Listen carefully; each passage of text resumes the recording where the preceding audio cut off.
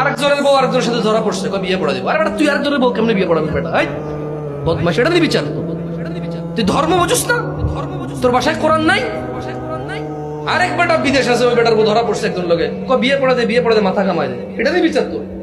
হ্যাঁ, তোর ঘরে ডাকাতি করলে তুই কি বিয়ে পড়া দিবি, মাথা কামাই দিবি রে? আরেকজনের বউ বিয়ে দিয়ে দে। কত বর্বর সমাজ! একটা মানুষ নেই প্রতিবাদ করে।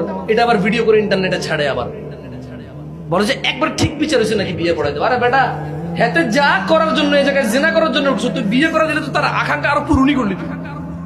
তুই আরেক বেটার বউ বিকে কেমনি বিয়ে দিবি রে? মানুষ মারা গেলে তো ইদ্যুৎ পালন করে 3 মাস 10 দিন, 4 মাস 10 দিন ইদ্যুৎ পালন করে। ওই জায়গায় আরেকজনের বউ কেমনে বিয়ে দিস?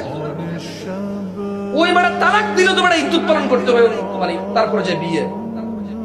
আজকে ধরা পড়ছে, আজকে বিয়ে পড়াই দিচ্ছে। তো নিকৃষ্ট হয় নাকি সমাজ? একটা দেশের মানুষ এত আবর্জনা কিভাবে, এত আবর্জনা কিভাবে?